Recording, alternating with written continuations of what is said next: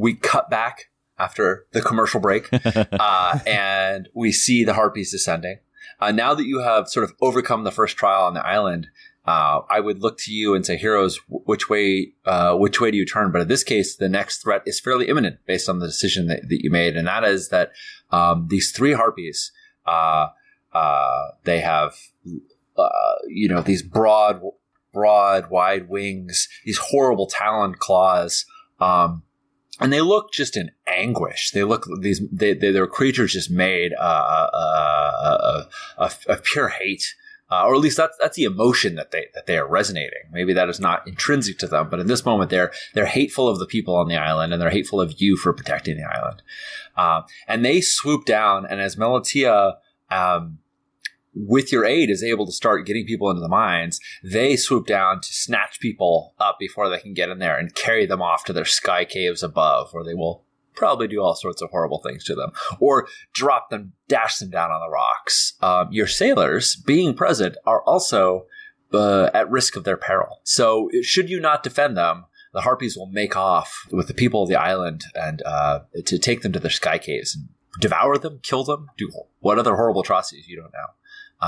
Who will face them in a challenge of blood and valor to fend them off and protect the people of the island? I, eagle-eyed Arcadius, will absolutely face against these beasts. I, swift-footed Dreos, will stand against the harpies. And I, strong-limbed Hathor, scion of the ocean wave, will stand against them.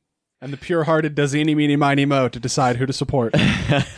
Pure-hearted Mykonos will support Arcadius as he shoots these flying beasts. Nice. Wonderful. This challenge is a perilous challenge. Uh-oh. Should have told you that before you dove into it, but I don't think it would have changed your mind. Any who face this challenge and suffer from it, in addition to whatever happens as a result of you suffering, you're also going to suffer pathos. This is a deadly challenge, and should you fail to overcome the harpies, they will inflict horrendous wounds that would kill lesser heroes, but only will bring you closer to agony. So let's roll those harpies. They're a little tougher than Ionestes. Oh no. Just a bit. Actually, Ionestes rolled really well, so who knows? They might do worse. Their name die is D10, plus their blood and valor is 2d8. So I have 8 and 5. I have a 13 coming at you. The strong-limbed Hathor will die on the field of battle. And failing this challenge, the harpies will devour some of your sailors and islanders. It'll be real bad. But hey, you're big heroes. The eagle-eyed Arcadius will summon some of his Artemis stuff. Eloquent. Yeah, you're going to call upon Artemis to give her your favor as you knock an arrow? Yes. Fire at the harpies? And I will call upon the divine favor of Hephaestus, because I plan to use my ingenuity to fell the beasts, and if I don't, there's literally no way I can pass this challenge. So is favor the only die that gets added to the total? It is, yeah. Okay. Yeah. So 13 is impossible to hit unless you're supported by somebody who has a D8 in their blood and valor, and they give you their blood and valor die. I know at least a couple of you do. Also worth noting, if you call upon PBtA in this case, her blood and valor is D8. So if you use the bond of PBtA, she's worth a D8 as well. I think I'm going to do that. Sounds good. If you suffer, it might be bad for her. Yeah. Also, by the way, this is my fortune, is that I never don't roll a die at maximum value. The game used to have an exploding mechanic where if you rolled maximum value, you could keep rolling or adding to it. And we had to stop it mostly because of me, because I'd be like, and your total is 35. People would be like, what? Jeez. As a child of Earth Dawn, I 100% understand that. Yeah. Yeah. But on the flip side, the bounty glory here is 13. So the higher I roll, the more glory you have at stake. Or the glory bounty, rather. You said that I could call upon, like, one of the other heroes to help me? Yeah. Spend one of your bonds with them, and they will give you their name die. The other thing that you could do is you could spend Pathos to bring in any other domain you want. So let's say Blood and Valor isn't your strong suit, but Craft and Reason is. You could say, well, I am going to dig into the depth of my humanity and call back to my heritage of living on the water and all these things, and I will ensnare them in the ropes. I will do something else, and that will and thus bringing in another domain die, and preferably, obviously, the domain die that you're best at. I'm absolutely going to do that then. I think it's a good call. Yeah. All right, everybody have their pools ready? Yeah, I'm going to spend one of my bonds with Mykonos. Call on Mykonos to lend you aid, especially since Mykonos, you're supporting Arcadius right now, right? Correct. Nice. All right, everybody roll those bones, and then let's find out what happens. All right, I see some elation, and I see some defeat. Looks like Arcadius, maybe you didn't roll the best. What's funny is that I had my D8 fall out of my rolling tray, and so I thought, I'll re-roll that, and it was a 3, and now it's a 1. Oh. And so my highest dies were my 6s of 6 and 5 for an 11, and since I used Artemis to help me out, I got a 1. Oh no! Off of my D4. For a total of 12. And you are just shy. All right. I think it sounds like, from looking at everybody else dancing in their seats, it sounds like 12 is the lowest total. Is that correct? Yeah. Yep. Okay. So, how does Artemis's true arrow fail you? Does it puncture the harpy and have no effect, or do you miss altogether? Describe how you suffer, and remember that you have to mark pathos in this, because the harpy inflicts some wound upon you in this process. So what happens? So I get the idea that you said there are 3 harpies coming down? 3 harpies, yeah. That if I jumped sort of in the middle, I could pull off 3 shots at the same time in a sort of spin. Oh, yeah. Since I am a little more graceful than everybody else. And as I do this, I miscalculate both the angle of the arrows, and one of them fires off and hits a townsperson. Oh, no. Oh, and I also fall, and I twist an ankle. Can I'm a big fan of heroes always being amazing. Can I suggest that you don't miscalculate, but that the harpies move incredibly erratically? And so you have your shots all perfectly lined up, and suddenly, as though a preternatural force moves them, they shift suddenly, and your shot goes awry because they weren't where they were a moment ago. Oh, sure, yeah. I think we see the arrow and it's just about to launch, and the harpy dodges out of the way, and there's a villager behind them, and it plunges into them instead. Yeah. The shot, it should have been true. It's almost as though they command the winds and storms themselves. Who was the next highest? I believe I was the next highest. Uh-huh. With a 16. With a 16. Nice. Dang. All right. Yep. So, Arcadius, you will mark 1 glory for your efforts, and also mark pathos for suffering. And Dreos, describe how you prevail. So I think that Dreos gets all of the townspeople who have decided to help, including Melatia, and beats out the count for their strikes on his shield. So they are striking as one in the same direction, since it seems like these things are moving unnaturally quickly. I think most of them don't have great weapons, but a few of them have spears, and those that are using like mining picks and things like that, using tools as weapons, are still swinging in unison. And one of the harpies that is trying to grab them just can't get purchase, and she keeps getting buffeted back. And it looks to me like it's strong-limbed Hathor that's going to win the day. Am I right? Yes, with a 17. How do you drive them off? Jeez. Oh, so close. All right, Hathor, Almost a perfect score. how do you drive these harpies back? Is this supposed to be do we kill the harpies? Well, you can certainly describe it, but I will tell you, as your strife player, as a fan of you, that blows seem like they should be mortal to the harpies, because they're monsters created by the gods are not. They can be pinned down and slain, but in the air, in their natural environment, your best shot right now is to wound or to scare them off. But you will know where they retreat to their caves, where they can be defeated. Mechanically, the final foes can only be defeated in a battle, which is a set of 3 contests that we go through, and they can be injured, hurt, scared off, whatever. But in this contest, their lives are not at stake. But they can be grounded? Yeah. absolutely. Okay, because here's what my intention was. I wanted to let out a lot of the slack on my harpoon. Yeah. And cast it over them as I run under them and catch it again on the other side. Nice. And just yank the rope taut to just ensnare the harpies and drag them to the ground. I love it. I think you get one and the other two fly off. The weaving of the harpoon to catch all three seems implausible, but if that sounds good to you, I'm okay. The harpy of the north wind is caught, and I think the other two look, and it's just hatred in their eyes.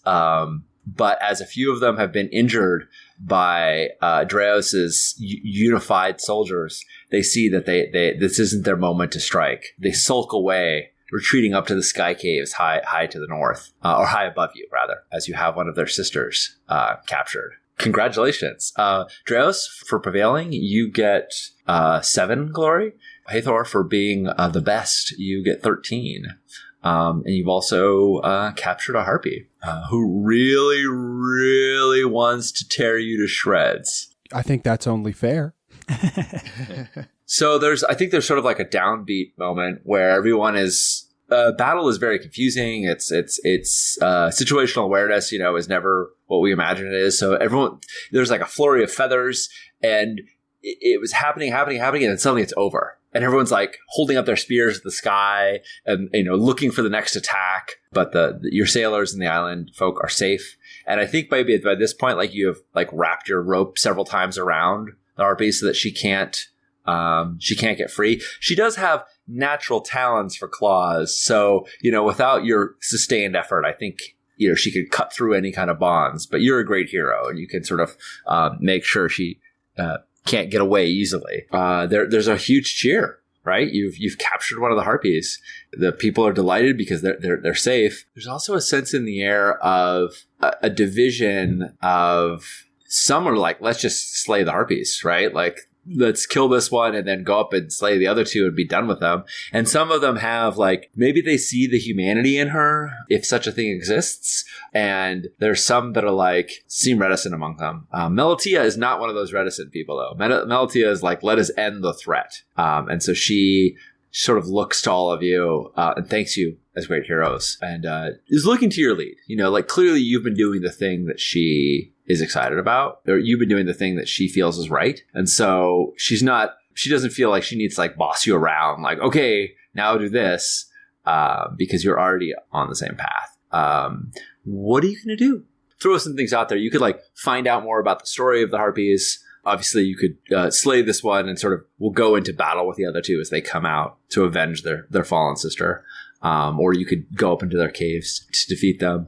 And then there's also people that are still like scared that the Pillar of Storms is gone. And you can find out like what happened with that and where it is and more about the portents. I'm interested in finding out if there's any reason not to kill this harpy. Like I would want to, I don't know if the harpy can speak. Would I know that? Yeah, let's just say, yeah, you know that harpies can speak. Okay, well then I would want to say like, give me one good reason not to slay you. I think she speaks in kind of bird-like squawks, like they're short and sharp tones. And she says, I should say the same of you, thieves. You've taken what was ours, and you don't deserve this wealth. You don't deserve anything. She doesn't really differentiate between you and the islanders. You're humans to her. And I think she kind of builds up to this, and finally she says, you've taken my sister. I beg your pardon? Who has taken your sister? Let's frame this a little bit. Is Hathor surrounded by... Hathor, are you on your own with this harpy? Is this an intimate conversation, or is this one where the people of the island are present? Particularly is Melatia present? I am not making any attempt to be discreet. So if Melatia wants to be present, she's present. I think she's present because she wants to, like, end this harpy, right? Like she's coming in here either to deliver the killing blow or to see you do it. And the harpy sort of looks at her and says, not you, her. And sort of like points, realizes she's like pointing over her shoulder. Her people have taken from us and we will take back in kind. And Melatia has a sort of like, excuse me, look, that she is not 100% Like, she knows the harpies have always harried them, like, for generations, like, longer than she's been alive. But it doesn't look like she necessarily knows the full story of it. She does, however, look up above to Ionestes' temple. She looks up like, maybe the priest would know what's going on, but also, I don't care. I'm ready to just end this threat to my land. So she doesn't know the answer. You can tell on her face that she's not like holding something back from you.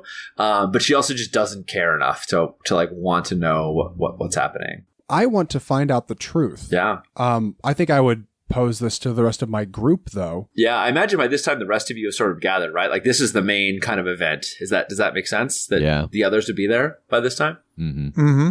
The harpy says that they have taken her sister, and they have taken from her and her own. I assume she speaks of the wealth of this island, though I don't know what to make of the sister, and it seems like Melatia doesn't know either. But I don't think it just to execute the harpy just yet. We should learn the truth. And of course, like, as you do that, she's raging against the ropes and trying to break free. I just am like, hold the ropes a little tighter and go, I'm negotiating for your survival right now. You would do well to calm down. Yeah, leader, Mykonos, the harpy is clearly very much a threat, right?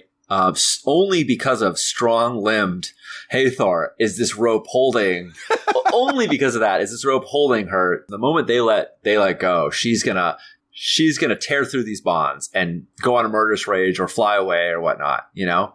I don't know how long you can hold her. I agree that there's more to this that we need to discover, but I don't know how we're going to do it without outright just letting her go. So it's chance that or put her down. It only makes sense to put her down, even if they did not have this grudge, real or imagined. Has there ever been a harpy that did not hunger for the flesh of men? Yeah, the monsters are all creations of the gods that pretty much all destroy people, right? Like, they're all monsters by nature.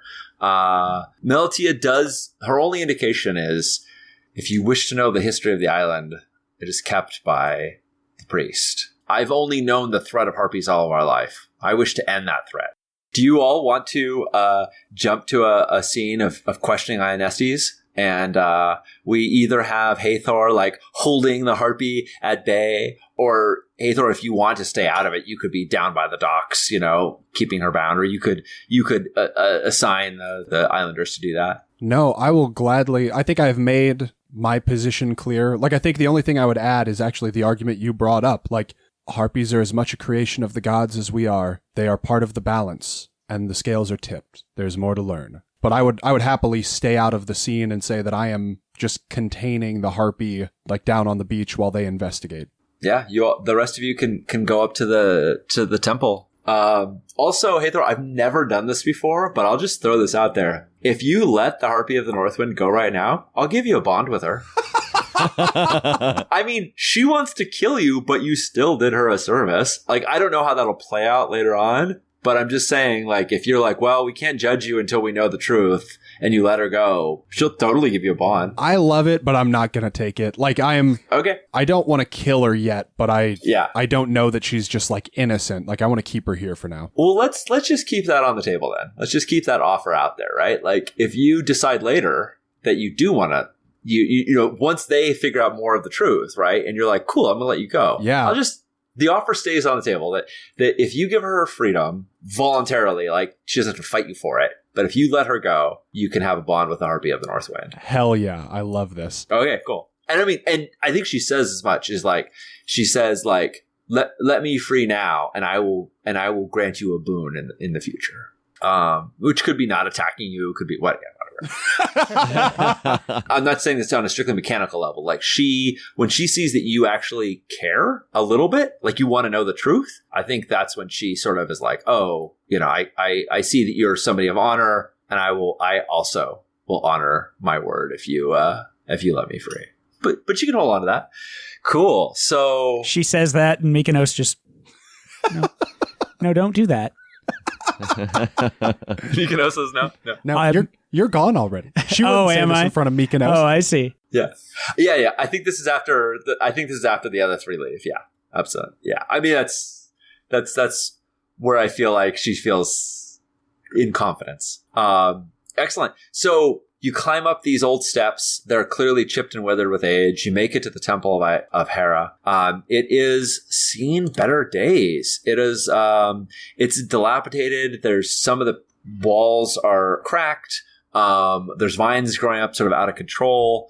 This is an island that has gold mines on it. The wealth of this island is incredible. And yet it's been forever since that wealth has been spent on the upkeep of this place. And notably, there's like a giant spot in the center where one of the pillars has been stolen, has been taken. Pillar of Storms that they all talked about. And it's, it's like whenever you remove something and there's like dust all around it, like the square, like you can see like the indentation and like all the detritus around it and nothing there from the missing pillar. And Ionestes is up there and he has 2 attendants and they're both sort of like trying to encourage him to not give up hope, right? Like he's like you really crushed his will. And he's trying to like reconcile his faith with what's good for the island. And so he's kind of got his head in his hands and the other 2 attendants are trying to cheer him up. Do you take Melatia with you or is it just the 3 of you going up there? I think just the 3 of us. Okay. Yeah. She's taking care of the people on the island, getting them all inside the caves. Or the mines, rather. When he sees you, he looks up, tears in his eyes, and he says, "Great heroes, what further suffering do you wish to inflict upon me?" That's yet to be seen. We're looking for information about the history of this island. We spoke with one of the Harpies. She insists that a sister of hers has been taken. Does this sound familiar to you? He looks grave, and I think this is a contest because I don't think he wants to tell you something that's going to be ultimately bad for him. Like you can see that whatever he's about to tell you or he's thinking about telling you is something that will cost him to do it. And it's going to cost him some of his dignity and possibly some of his reputation, his status. So let's roll some bones with Ionestes. I think this is another challenge of arts and oration. Okay. Now that the Harpies are fended off, though, the strife level of the island has gone down a little bit. So strife is now down to 4 rather than 5 because the immediate threat is no longer present. So even though the Harpies aren't involved in this conflict, their general looming threat of them killing everybody is always present, right? Like they could come back and they will come back, but they're fended off for now. So, all right. So my total is 10 because of course I rolled max on one of my dice because I never doubt, apparently.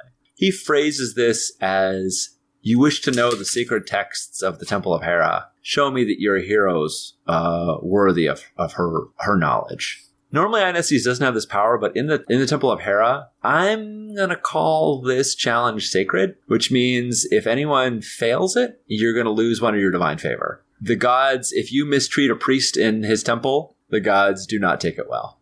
I think I'll also throw in, somebody really wants the truth to come out. I think I'm also going to throw in a bond with Hermes for whoever is best. I, pure-hearted Mykonos, scion of Anlor, will take up the call. I, eagle-eyed Arcadius of Persimmon, will back my friend, pure-hearted Mykonos. I, swift-footed Dreos, will also back Mykonos. Oh, nice. Hey, Thor, was there anything that the Harpy told you that you convey to Mykonos to help find the answer? Do you want to also be supporting Mykonos in this challenge? From something you told him before he went up the hill? Yes. I strong-limbed Hathor of the Ocean Wave will retroactively support Mykonos. Yeah, we don't really care about time or distance in these things. So, like, yeah, it doesn't make any sense for you to be competing in this contest, but I can totally see you supporting Mykonos by, revealing what the Harpy had told you before he got there. Or you just hear a yell way from the beach going, "You can do it! I believe in you!" Nice. All right. Okay, so you prevail. You're going to learn the truth. You're going to get 10 glory. You're going to get a bond from Hermes. You suffer and you'll be cast as interlopers upon Hera's temple. I feel like this is important. I think I want to use my divine favor from Apollo for his knowledge as well. Nice. Yeah, Apollo, I think also, if Apollo was on this island, I'd be giving a bond for him. If he was interested in this island, I'd be giving a bond with him, because I think he also wants this knowledge to come out. Nice. Yeah. Okay. That makes sense. Yeah, that's a whole lot. That's 14. Nice. Awesome. You prevail. All right. Well, since you're the only one involved, everyone who supported, take 1 glory and 1 bond with Mykonos. And Mykonos, tell me how you prevail over Ionestes and learn the truth. And in fact, tell me how you prevail over Ionestes and learn that Hera, in her jealousy, took one of Zeus's harpies that was one of his creations from his infidelity and turned her to stone, thus making the Pillar of Storms. Oh. Thus, the reason why the other 3 harpies of the other 3 winds are so pissed off at everybody here. So that's the truth that you learned, but you tell me how you get it out of Ionestes. These harpies have been killing for generations. The thing that you have put here as safety, as your shield, is the very thing that has brought strife to this place. If there's a way for us to fix it, to keep your people safe, we're going to find out what that is, and we're going to bring balance. Just because you follow a god does not mean that they are correct in all things. Balance is the truest source of peace in this world, I truly believe. So I'm going to learn the truth, and I'm going to learn it now, for your sake as well as the people down on that beach. And I think he just, he's already looking weary, but he finally says, I let her take it. I let the pirate take the pillar because I thought after so many years of taking it for granted that people would finally learn to appreciate the gift of Hera. Well, the gift that you gave them is that now they know that they can fight for themselves. That is not what he wants to hear at all. But he laments, because if they learn to fight for themselves and they don't believe the gods, they don't believe that they need the gods, they'll abandon the gods, and the gods' wrath is real. That's, paraphrasing.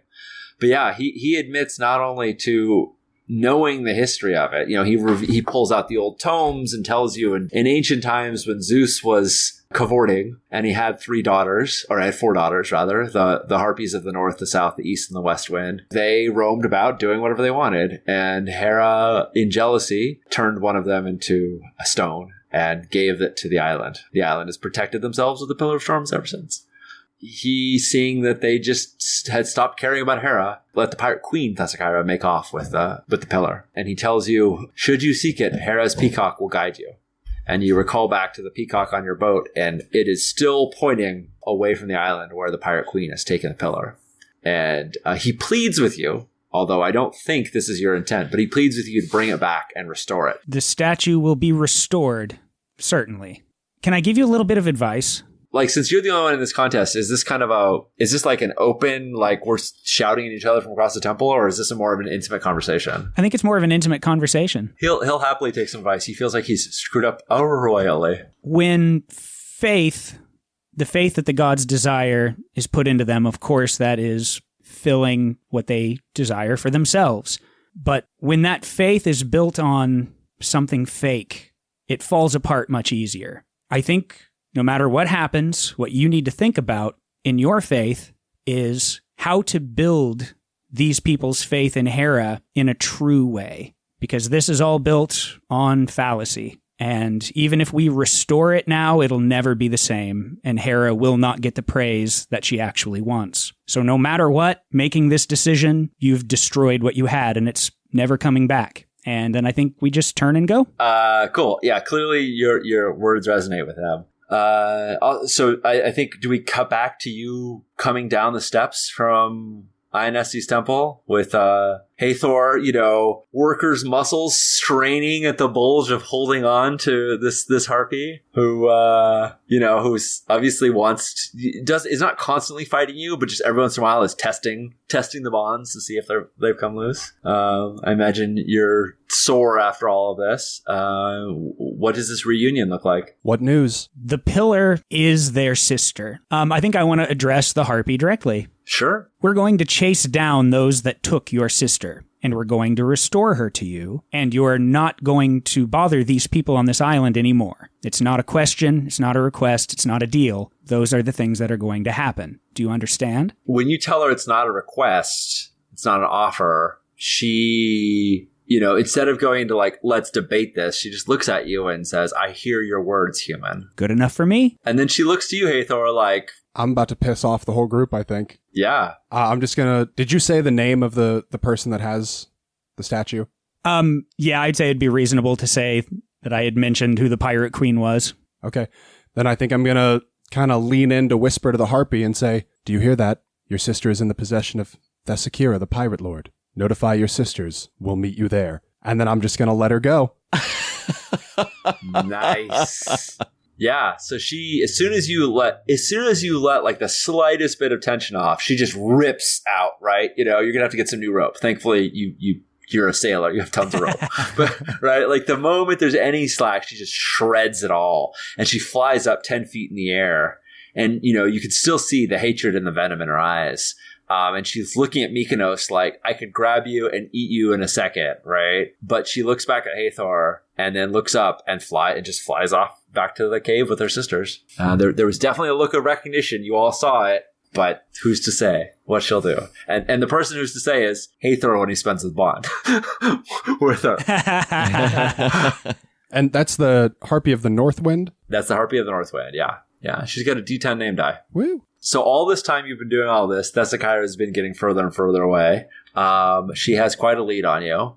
But you do have, strong-limbed Hathor, Scion of the Ocean Waves. And you apparently have Hermes' blessing as well to go make off with this pillar. Although he's less inclined about justice and whatnot. He's just like, you should steal the pillar for yourself. Like he's, he's excited about Thesakira, excited about all these other things. It's sort of what you get out of the talking with Ionestes. Yes, you know the path, but you are far behind. Will you chase after Thesakira, or will you address other issues on the island before you go? Any objections to chasing down this queen? No. No objections here. None. All right, to the ship then. So I think we see the shot of everybody. Getting all your sailors, coming, and they've had some time with the islanders. They've traded some goods, and they've connected with people and been on land. And some of them are a little sad to be getting back to sea so quickly, but you're great heroes, and they want to be part of your story. So they board the ship. A few of the islanders come to you, and they stand on the shore. They're led by Melatia. And she looks at you like, what? You promised her that you would destroy the harpies and you let them go. Now you're getting on your ship. And she looks at you like looking very betrayed. And she says, what? So you're leaving us already? We're attempting to fix the problem. If this pillar is restored to them, they'll leave you alone. It costs you nothing to make that gamble. It costs me everything.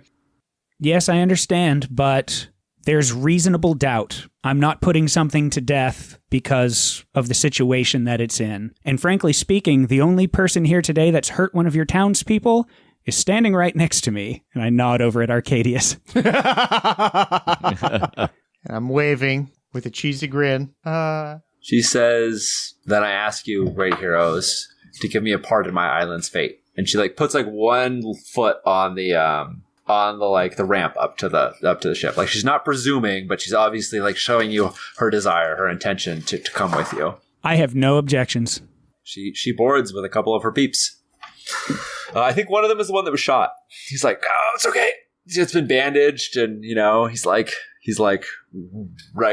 to show that he can do better in the fight the next time. We see you leave Cryos, the wind at your back, and as we zoom out above, we can see this this torrential storm before you that's pushing Thessakyra and her ship at an incredible clip. We zoom in as we see Thessakyra just on the horizon, and you've just caught sight of her. Hera's Peacock is guiding you on the way, but the winds and the waves have just gotten horrible.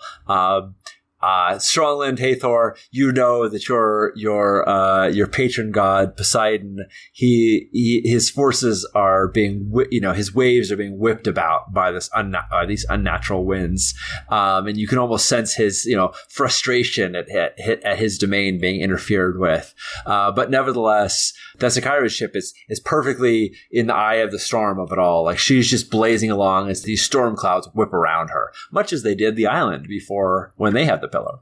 And we're gonna cut in right as we're gonna make that first engagement roll, right as we see if you can catch up with Thessakyra or if she spots you and is going to have the advantage on you. So let's roll them bones. I'm going to start. This is a challenge of craft and reason to catch up to her as we're sailing up to her ship. So I'm going to roll Thessakyra's name die, her craft and reason, and she also has an advantage die due to the time that you've been spending, fighting the Harpies and whatnot. So she won't have this in the rest of the conflict, but this is just this first engagement is essentially establishing her lead that she has. So unfortunately, just by virtue of facing Thessakyra, you're back into a higher, not highest, but high strife situation. The strife is going back up because Thessakyra has the pillar and everything around you is real bad as soon as you get close to her. So her name die, her craft and reason, and her advantage die. Yeah, there we go. Okay, so this is the engagement, and Thessakyra has a 13. Because naturally she does. She is, in fact, the pirate queen. And she has a lead on you. However, Thessakyra is the pirate queen who has never been caught.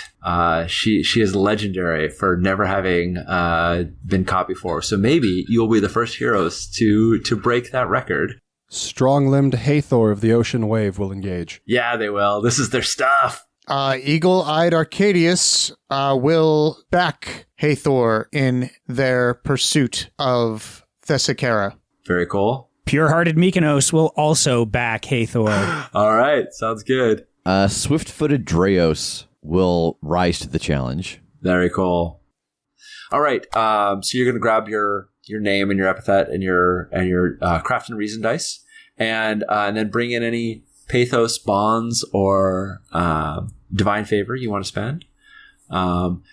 Swift-footed Dreos, bringing in your blood and valor from Hermes makes a lot of sense to me. If you want to spend the pathos, do that. I can see just the, you facing against the horrible winds and holding onto the ropes even though they're straining and your muscles are bulging. All that goodness. And I think I'm also going to use a bond with Mykonos. So I'm going to call on him to kind of point out things that I may not see as I move around. Yeah, with his searching eyes. I am going to invoke the divine favor of Artemis for precision in chasing this ship. Okay, I like it. And I'm also going to invoke another bond with Mykonos for his wisdom to help me track. Very cool. Let's go ahead and roll those dice and see if you can catch up to the Pirate Queen.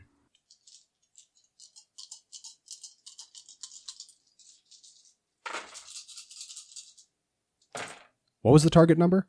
13. You got it? I got it. So did I. All right, you both prevail. Excellent. Who was the lowest? Who had the lowest total? I got a 15. I also got a 15. Oh, right. Okay, excellent. Good times. So now, both of you take your name dice. You've both got a 15, but there can only be one person who's best. So both of you take your name die and roll off to see who is best. 6. Oh. Okay, do it again. 1. 2. Oh my god. These are heroes of myth and legend. All right. Dreos is best. So I think as you're getting closer, because clearly you are prevailing, as you're getting closer, you see Thessakyra. It is clear to you, Hathor, that Thessakyra is also of the ocean waves. Her long black hair is whipping in the wind, but it never seems to get in her face. You know, it's like she just knows how to stand perfectly in the wind. She wears a buckler, not entirely unlike Dreos's, but it's diamond shaped, and you can see the emblems of waves crested onto it, and it looks like she could kind of stab with it or deflect with it, and she is just running up and down that ship as though there weren't horrible gusts of wind, completely unimpeded. Thessakyra laughs into the wind as she urges her sailors on. And you see strapped to the mast is this giant stone pillar, which you can barely make out the sort of subtle features that look like maybe a person inside. Tell me how you prevail in catching up with her ship. I am manipulating the ropes and the rigging, just using my powerful arms with absolute precision. When the wind fights, I let out the slack where it needs to be let out, and when the wind gives, I pull the slack where I can, and I'm just navigating expertly. Can I add to that? Yeah, you're supporting. I think you have like multiple ropes going on at the same time. Yeah, I'm like the king at the end of the road to El Dorado when he just like double ropes on the big pillars to let their ship go. Just got one in each hand. Oh, very cool. Yeah, and of course, you know, the shot we get of their face is like wind and waves splashing against you, and like other sailors getting knocked back and like letting go, and you grabbing onto their ropes in their stead, you know, as you just like hold all of this with perfect precision, and you keep the sails just perfectly taut, and the ship is keeling over, and it's just like right on the edge of like dipping, you know, of being just too far. You let the sails out just enough so you can burst through the storm. However, Dreos, tell us how you are best. I think that having incited the cunning of Hera and the daring of Hermes, that at the last moment, as these waves are coming out from this ship, that as one of the waves crashes back and starts to buckle, he jerks the ship just enough so that it actually pops up onto the wave and into the clearing around her ship. Nice. You crest that wave and just splash down next to her. So as in a normal contest, Hathor, you will get 7 glory for prevailing. Dreos, you'll get 13 for being best. Arcadius and Mykonos, you'll each get 1 for supporting, as well as a bond with Hathor. And Dreos, you also get an advantage die. You get a D10 advantage die that can be used anytime in the conflict, and you can give it to anyone you want. You can use it yourself, or you can give it away. If you give it away, you get a bond to whoever you give it to, and it's representing this advantage that you've got of catching their ship and winning this engagement. This is Thessakyra, the pirate queen, who has never been caught, and your ship has breached through the storm created by the Pillar of Storms. As the sides of your ship smash into one another, the pirates on board are all jostled as they're struck and amazed and awed that another ship has made it to them. And then they sort of turn to you, steel in hand, bloodthirsty eyes, as they're like, this cannot pass. No one can live to know this day. And they're going to come charging into you. But nevertheless, you have got the advantage on them in catching their ship and being side to side with the Wind Thief. Far back in the mists of antiquity, a poet sings of great deeds wrought by mighty heroes, of monsters slain and justice restored, of wise counsel and devious strategies, of courage, valor, and daring, defiant of the gods themselves. In Agon, you create and play these heroes, crafting their epic tale into an immortal legend. Lost at sea, you will venture to islands populated by mythical creatures, dire beasts, treacherous landscapes, legendary kingdoms, and desperate people, all somehow cursed or abandoned by the cruel power of the capricious gods. You can find Agon on Kickstarter through the web address in our show notes until October 25th, or learn more at evilhat.com.